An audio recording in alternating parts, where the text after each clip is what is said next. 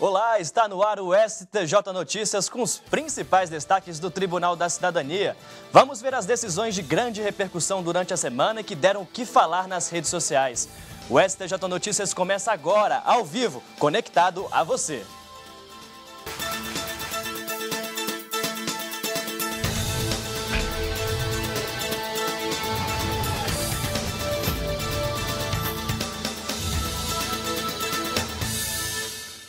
A partir de hoje, 47 operadoras de plano de saúde estão proibidas de comercializar 111 planos de saúde. Segundo a Agência Nacional de Saúde Suplementar, a ANS, as operadoras não cumpriam prazos e se negavam a fazer coberturas de determinados procedimentos. Nesta semana, a Corte Especial julgou um recurso de algumas dessas operadoras que já foram punidas no ano passado. Vamos conversar agora com a repórter Judite Aragão, que tem mais informações sobre esse assunto. Judite, qual foi a decisão da Corte Especial? Daniel, foi mantida a decisão de outubro do ano passado, na qual o presidente do Superior Tribunal de Justiça, ministro Félix Fischer, derrubou 2 liminares que restringiam o monitoramento e a suspensão da venda dos planos de saúde pela Agência Nacional de Saúde. A ANS considerava irregulares os atos das operadoras dos planos. Os detalhes você acompanha agora. As operadoras argumentaram no STJ que suspender a venda dos planos foi uma medida desproporcional e excessiva. As entidades pediam retorno da comercialização dos planos de saúde. Afirmaram ainda que a ANS, Agência Nacional de Saúde Suplementar, deveria rever as estatísticas que tratam das reclamações quanto às empresas. E reclamação é o que não falta nesse setor. Isso porque ter um plano de saúde nem sempre é garantia de atendimento. Eu já tive um problema que eu contratei um plano de saúde para ser utilizado para os filhos, né, para menores. E quando eu chegava nos locais para poder utilizar o plano, não aceitava. E aí eu tive que cancelar o plano de saúde. Os ministros entenderam que as liminares contra o ato da ANS causavam grave lesão à ordem pública e à saúde de várias pessoas.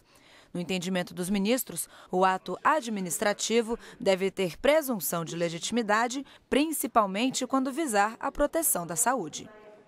Olha, para ver a lista completa dos planos de saúde que estão suspensos, acesse o site da ANS que aparece aí na sua tela. É o www.ans.gov.br. E olha, a segunda turma trouxe uma decisão que repercutiu bastante, principalmente com os concurseiros de plantão, viu? O caso aconteceu em Goiás. Confira na reportagem. A candidata contou no processo que passou em todas as etapas do concurso. Ficou em 6º lugar no concurso para soldado do Corpo de Bombeiros Militar de Goiás e ia atuar no município de Porangatu. O detalhe é que no edital estavam previstas 5 vagas e a 4ª colocada desistiu. Com isso, a candidata achou que teria uma chance de tomar posse. Entrou com mandado de segurança, pediu para assumir o cargo no lugar da que abriu mão do concurso. O Tribunal de Justiça de Goiás disse que ela não tem direito, porque o edital não permite a formação de cadastro reserva. A autora da ação recorreu ao Superior Tribunal de Justiça. O caso foi analisado pela segunda turma. O relator, ministro Humberto Martins, concluiu o seguinte: a seleção foi feita para chamar 5 pessoas. Como ela passou em 6º lugar, fica claro que não passou no concurso. O ministro lembrou também que a segunda turma já julgou situações parecidas e decidiu da mesma forma. Olha, a repercussão foi grande nas redes sociais, viu? Vamos ver aqui no nosso Facebook esse post. Edital que limita vagas em cadastro reserva elimina candidatos fora desse número. Vamos ver como é que foi a repercussão. 53 pessoas curtiram, 54 compartilhamentos. O Arthur Carvalho destacou que o edital é a lei do certame. Caso o candidato não concorde com alguma disposição, esse não é o momento para impugnar. Apesar de achar estranho a limitação de cadastro de reserva, acho que o mandado de segurança deveria ter sido julgado improcedente mesmo. Já a Priscila Silva Santana ficou assustada. Vixe, depois dessa vai chover edital que limita vagas com cadastro reserva, o que eu particularmente discordo. Aqui cada um tem sua opinião e a gente lê todas. Olha, nós também fomos até um cursinho preparatório para concursos, ouvir de perto a opinião dos futuros servidores públicos, viu? O que será que eles acharam dessa decisão? Do ponto de vista jurídico, eu entendo a decisão como uma decisão acertada. Mas eu acho também que no lugar dela, eu acho que ela deve recorrer, ela deve buscar o direito dela e eu também recorreria. Havendo a desistência, né, é justo que ela vá atrás. Se existe a possibilidade, eu no lugar dela, principalmente, eu não desistiria, até porque, falando particularmente, eu também estou estudando para concurso da área policial e se porventura eu viesse a ter essa chance, eu não desistiria. Quando uma pessoa vai fazer um concurso e ela faz a inscrição, ela está aceitando as normas do edital. Se são 5 vagas para cadastro reserva, mesmo sendo cadastro reserva, ficou em sexto, quase lá. Só estudando, né? Olha, aproveitando o tema concursos, a ministra do Planejamento, Miriam Belchior, disse ontem em entrevista coletiva sobre o orçamento de 2014 que só serão nomeados ainda este ano os aprovados em concursos que forem homologados até o dia 5 de julho, já que estamos em ano de eleições. A ministra também disse que pode haver cortes nas verbas destinadas a concursos, viu? Este ano, de 50% a 60% das vagas dos certames são para a área de educação. Olha, o que será que a Ana Carla está preparando para o STJ 25 anos dessa semana, hein? Olá, Ana Carla. Olá, Daniel.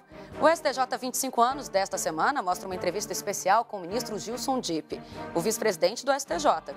Ele falou sobre o trabalho do Tribunal da Cidadania desde que foi criado com a Constituição Federal de 88.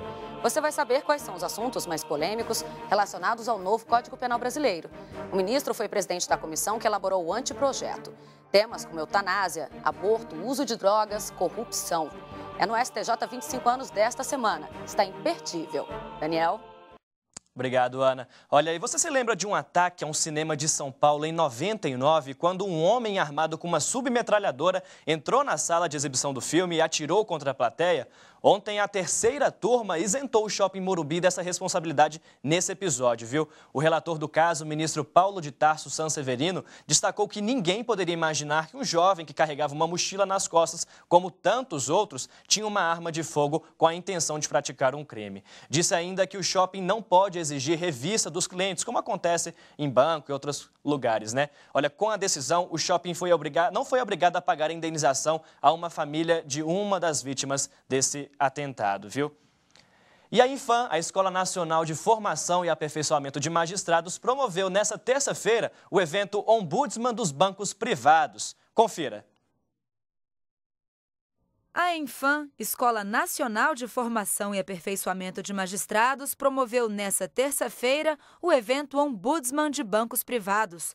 O palestrante, doutor em Direito pela Universidade de Munique, na Alemanha, Klaus Hopt, foi convidado pelo diretor-geral da Infam, ministro João Otávio de Noronha, a participar do encontro.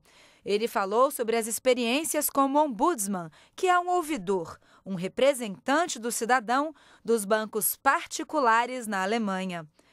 À tarde, o presidente do STJ, ministro Félix Fischer, recebeu o jurista e a esposa dele, acompanhados pelo ministro Sidney Benetti. Eles conversaram em alemão sobre o tribunal e sobre a visita a Brasília.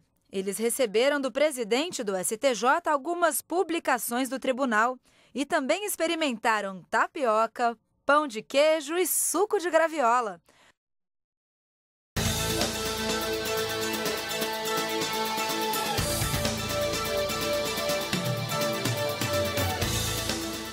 Olá, este é mais um Sala de Visitas, um espaço para conversar com pessoas que vêm conhecer o Superior Tribunal de Justiça. Desta vez, quem veio visitar o Tribunal da Cidadania foi o Dr. Klaus Hopt. Ele é professor emérito de Direito Comercial Corporativo da Faculdade de Direito da Universidade de Hamburgo, na Alemanha. E também é diretor aposentado do Instituto Max Planck para Direito Privado e Internacional Privado. E quem apresentou o STJ foi o ministro Sidney Benetti. A gente também conversa com a esposa do professor, senhora Hopt, que também está aqui no estúdio com a gente. Obrigada a todos pela presença. E, doutor Hopt, o senhor acaba de fazer uma importante palestra para a Escola Nacional de Formação e Aperfeiçoamento de Magistrados, a Infam, a respeito da conciliação em reclamações de consumidores por intermédio do Ombudsman de bancos privados na Alemanha. O senhor poderia explicar para a gente como funciona, então, esse Ombudsman na Alemanha? Im Kern bedeutet das eine freundliche Diskussion des Streitstands zwischen der Bank und dem Kunden vor dem Ombudsmann. A ideia principal é que, de uma forma amigável, seja apresentado o motivo da reclamação pelo cliente ao banco perante a presença de ombudsman. Es ist in der Regel ein einziger Ombudsmann, die Bank. und der Kunde. Und unter diesen dreien wird ein Gespräch zur freiwilligen, einverständlichen Beendigung des Verfahrens geführt. Portanto, a discussão ocorre entre o ombudsman, o cliente do banco e um representante do banco. E o objetivo é chegar a um acordo amigável. As reclamações são apresentadas, ouvidas e chega-se a uma decisão amigável através da decisão tomada pelo ombudsman. Wenn ein Ombudsman das Verfahren zu Ende bringt durch einen Schlichtungsspruch, dann ist dieser Schlichtungsspruch für die Bank verbindlich, die hat ihn anerkannt, bis zu 5.000 €. Der Kunde kann jederzeit noch zu Gericht gehen. Uma vez tomada a decisão pelo ombudsman, essa decisão torna-se vinculativa para o banco e sempre com um montante máximo de 5.000 €. Portanto, a decisão é vinculativa para o banco, mas não para o cliente que apresentou a queixa ou a reclamação, que poderá sempre, depois da decisão do ombudsman, entrar em juízo. Also insgesamt ein ganz freiwilliges System mit sehr, sehr guten Erfahrungen. Portanto, resumindo, é um sistema voluntário que tem demonstrado ou tem trazido excelentes resultados. Existem outros tipos, né, na Alemanha, outros tipos de ombudsman para outros setores também, além do setor bancário? E se o senhor sabe também se existem ombudsmans semelhantes em outros países? Also etwa beim Gebrauchtwagenhandel, Kraftfahrzeuge, Architekten, Ingenieure. Also es ist keineswegs nur auf Banken beschränkt. Não se restringe, portanto, apenas ao setor bancário, mas a toda uma outra série de profissões, como, por exemplo, os arquitetos, os engenheiros e outros tipos de comércio, como o comércio de carros usados e mesmo na mecânica, na reparação de automóveis. Und jetzt zur internationalen Frage. Es ist sehr verbreitet in Europa. Es kommt aus Schweden ursprünglich. Und ist mittlerweile, ich sehe auf meinem Blatt, damit ich das alles sehe, es ist Belgien, Dänemark, Spanien, Italien, Irland, Norwegen, Griechenland und die Niederlande. In all diesen Ländern gibt es ähnliche Systeme.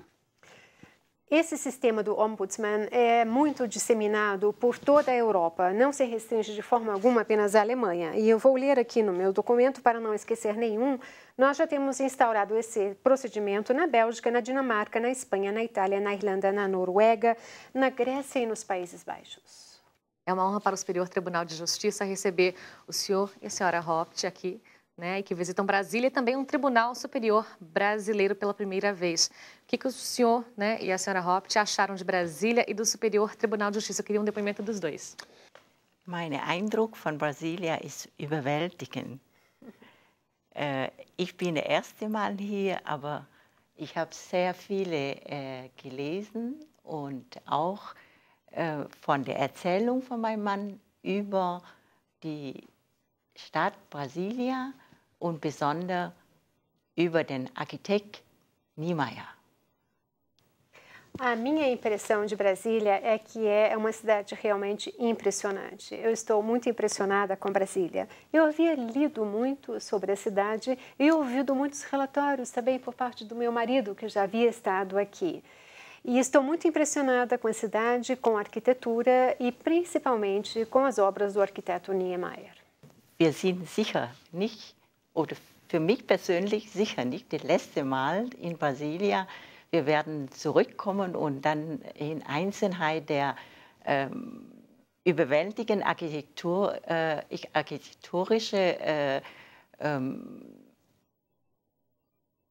Plätze zu besuchen. Insbesondere heute Morgen durch eine Führung durch das Gebäude hier. Das ist wirklich für mich ist es der Höhepunkt von unserem Aufenthalt hier. Seguramente não visitarei Brasília pela última vez. Eu estou com planos e tenho a intenção de voltar a visitar essa cidade. Voltarei para visitar com muito cuidado todas as grandes obras arquitetônicas e ressalto mais uma vez que fiquei muito impressionada com a arquitetura de Brasília, muito especialmente pelo prédio aqui do STJ, que muito me impressionou, que foi o ponto alto da nossa visita. Vor kurzem war der, ich weiß nicht, 95. Geburtstag von unserem ehemaligen Bundeskanzler Helmut Schmidt. Und Helmut Schmidt wurde gefragt, was ihn in seinen Auslandsreisen besonders beeindruckt hat. Und er sagte Brasília und die Gebäude von Niemeyer. Há pouco, o nosso antigo chanceler Helmut Schmidt completou 90 ou 95 anos, não me lembro exatamente. Mas quando lhe perguntaram qual foi a cidade que mais lhe impressionou durante todas as viagens que efetuou, ele realmente respondeu que a cidade que mais o impressionou foi Brasília. Bom, e para a gente finalizar, né, um depoimento do ministro Sidney Bennett, o que você tem a dizer sobre a vinda do professor Hopt e da esposa dele? Eu fico muito honrado de representar o tribunal neste momento, nesta entrevista, na nossa sala de visitas, e quero dizer que o professor Hopt acabou de fazer uma conferência para nós do tribunal, para a Escola Superior da Magistratura, ministro Salvo de Figueiredo Teixeira, e estavam presentes todos os ministros componentes da seção de direito privado, interessados que estavam exatamente em conhecer esse sistema de desjudicialização, evitar que as controvérsias venham para juízo e se tornem realmente avassaladoras na quantidade de questões que podem ser evitadas nos tribunais e evitadas aqui também no Superior Tribunal de Justiça. Eu agradeço, então, a presença de todos. Obrigada também ao trabalho dos intérpretes. E o Sala de Visitas fica por aqui. Eu te espero no próximo encontro. Olha, a novela do Campeonato Brasileiro do ano passado teve mais um capítulo nessa semana, viu? Isso foi destaque no nosso Twitter. A CBF alegava que vinha sendo muito demandada em várias ações judiciais para suspender a punição que o STJD aplicou à Portuguesa. Aqui no STJ, o ministro Sidney Bennett determinou que a Vara da Barra da Tijuca, lá no Rio de Janeiro, passe a decidir os processos que envolvem o campeonato. Olha, mas vale lembrar que o mérito desse conflito tem um novo capítulo, porque ainda vai ser julgado pela segunda sessão aqui do STJ. E olha, no Twitter nós também destacamos a súmula 505, que foi fixada nesta semana. Segundo o texto, a partir de agora está consolidado que a Justiça Estadual é a que deve julgar as ações referentes aos contratos de previdência privada que foram firmados com a Fundação Rede Ferroviária de Seguridade Social, a REFER. As súmulas 503 e 504, que também são novas, você encontra no nosso site www.stj.jus.br, viu? E olha, o STJ Cidadão dessa semana traz um tema animal, literalmente. Não é, Yuri Ascar? Olá, o programa desta semana traz um assunto que tem sido cada vez mais debatido: os direitos dos animais. Os casos de maus tratos ganham repercussão na internet e nas redes sociais. Cenas chocantes de bichos abandonados, torturados, espancados até a morte. O programa vai mostrar ainda como funciona o centro de zoonoses e o que acontece com os animais que são deixados lá. E também as leis que regulamentam e punem comportamentos abusivos em relação aos bichos. O projeto do novo Código Penal já prevê punição para quem fere os direitos dos animais. E ainda as ações que chegam ao Superior Tribunal de Justiça, como o caso do Circo Estoril, que foi proibido pelo STJ de usar animais em espetáculos, o papel das ONGs e dos abrigos e o projeto Cão Guia, uma iniciativa sem fins lucrativos que ajuda pessoas com deficiência visual. Não perca, eu espero você. Até lá! Tá muito bom, hein? Olha, aí no nosso site, as notícias mais acessadas foram aquelas que traziam a nova lei de anticorrupção e outras sobre morte presumida. Agora, de Chapadinha, direto do Maranhão, a voz mais famosa do judiciário brasileiro, Cícero Brito. Olá, Daniel. 2 assuntos foram destaques essa semana aqui na Rádio do Superior Tribunal de Justiça. O primeiro deles diz respeito à morte presumida. É quando a Justiça reconhece que alguém, após um desaparecimento, ela realmente faleceu. Para a família, acaba sendo, não vou dizer que é um consolo, mas é uma forma que para tentar superar a aflição do desaparecimento daquela pessoa. E quando uma pessoa tem a morte presumida decretada, para a família ela passa a ter alguns benefícios. Ela pode entrar na justiça para conseguir o benefício de uma pensão ou de alguma indenização, caso seja necessário. Um exemplo clássico de morte presumida no judiciário brasileiro tem a ver com o desaparecimento do deputado Ulisses Guimarães após aquele acidente com o helicóptero. E nessa matéria, produzida pelo Pedro Scartesini, destacamos 2 casos interessantes que aconteceram no Brasil nos últimos anos. O primeiro foi o caso do ajudante de pedreiro Amarildo, ali do Rio de Janeiro, que desapareceu após uma abordagem da polícia lá da cidade. E após 10 dias, a Justiça decretou a morte presumida desse ajudante de pedreiro. Para a família, acabou sendo alguns benefícios, ela está na Justiça ainda, o caso não acabou. Outro caso de destaque nessa matéria tem a ver com aquele acidente da empresa Air France, que saiu do Brasil e caiu no oceano. Havia 228 pessoas no avião, sendo 55 brasileiros. A Justiça decretou, na época, a morte presumida de todos eles. E o outro assunto que merece destaque essa semana foi uma matéria do repórter Tiago Gomide sobre homologação de sentença estrangeira. O que é isso? Quando acontece uma decisão em outro país e essa decisão da Justiça precisa entrar em vigor aqui no Brasil, é necessário que o Superior Tribunal de Justiça homologue essa sentença, que é o chamado homologação de sentença estrangeira. A Emenda Constitucional 45 de 2004, ela alterou o Poder Judiciário em algumas coisas e uma dessas alterações foi a retirada do Supremo de analisar essa homologação de sentença estrangeira. Passou para cá, para o STJ, fazer essa homologação. E isso acontece, mas tem que seguir alguns critérios. Por exemplo, quando a sentença de um outro país, por acaso, venha ferir a ordem pública brasileira ou ferir os bons costumes e até mesmo a soberania nacional, aí, de imediato, essa sentença não é homologada aqui no Brasil. Então, esses foram os 2 principais destaques essa semana aqui na rádio do Superior Tribunal de Justiça. E para ter acesso a esse material e outros produzidos aqui pela equipe da rádio, basta acessar o site do tribunal, stj.jus.br, e clicar na aba rádio. É com você, Daniel. Obrigado, Cícero. Vale acessar, hein? E olha, confira agora também o que foi destaque nessa semana. A segunda turma do Superior Tribunal de Justiça negou recurso de um servidor público no Espírito Santo acusado de receber salários sem a prestação do serviço médico correspondente. Ele responde a um processo administrativo disciplinar. O servidor recorreu ao STJ contra acórdão do Tribunal de Justiça Capixaba, que reconheceu a competência das corregedorias para os processos administrativos disciplinares junto às secretarias estaduais. O relator, ministro Humberto Martins, destacou que a alegação de suspeição num processo administrativo disciplinar requer comprovação prévia e evidente da existência de vínculos capazes de comprometer o princípio da impessoalidade. E isso o servidor não conseguiu. O ministro concluiu também, a partir da análise da legislação local, que existe atribuição dada à corregedoria para colaborar em processo disciplinar. O Superior Tribunal de Justiça negou recurso a Isto É, que tentava reverter a decisão do Tribunal de Justiça do Rio de Janeiro, que condenou a revista a indenizar em R$50 mil por dano moral o ex-presidente da República, hoje senador Fernando Collor de Mello. Em 2005, a revista publicou uma entrevista do médico João Augusto Figueiró, em que ele dizia: "Uma vez corrupto, sempre corrupto". No texto, o profissional cita Collor como exemplo de uma pessoa com transtornos ligados à corrupção. O ex-presidente processou a revista e o entrevistado.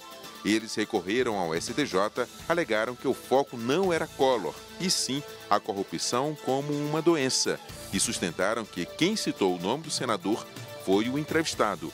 Ao analisar o caso, o ministro Marco Buzzi negou o recurso.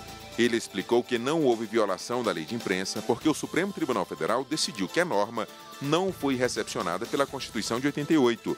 O relator aplicou a súmula 284 do STF, que não admite recurso quando os fundamentos apresentados não deixam claro o questionamento da parte.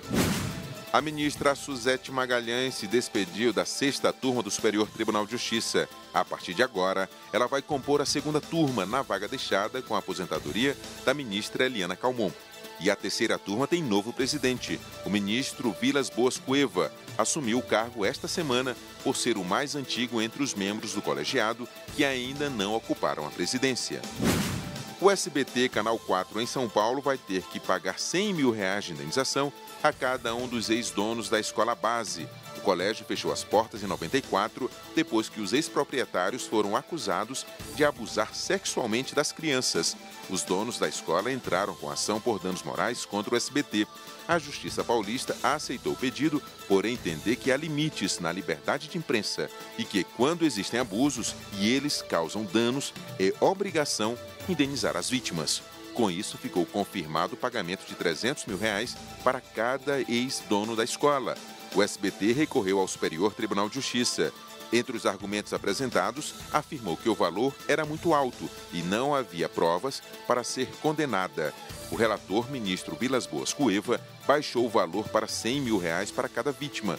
Ele ressaltou que o montante fixado nas instâncias inferiores foi desproporcional à ofensa sofrida. O STJ negou recurso ao policial militar expulso da corporação. O policial foi expulso por ter usado viatura da polícia para interesses particulares. Ele teria ido com o carro oficial até a casa dos pais e de lá para uma festa de carnaval. Mas o policial não considerou este ato motivo para ser expulso da Polícia Militar e pediu a anulação do processo administrativo. De acordo com o processo, o Tribunal de Justiça de Pernambuco entendeu que não cabe ao Judiciário interferir na decisão administrativa. Isso porque a corporação seguiu os procedimentos legais. O policial recorreu ao Superior Tribunal de Justiça. A segunda turma do STJ concordou com a posição do Tribunal Pernambucano. O relator do caso, ministro Humberto Martins, disse que o entendimento do STJ é claro no sentido de que a administração pública pode excluir servidores militares depois de processo administrativo, como esse. O STJ Notícias desta semana fica por aqui. Na próxima sexta vamos trazer mais decisões e saber como elas repercutiram. E claro, não se esqueça de comentar, curtir e compartilhar os nossos posts em nosso Facebook, no Twitter e claro, aqui no YouTube. Até semana que vem. Tchau!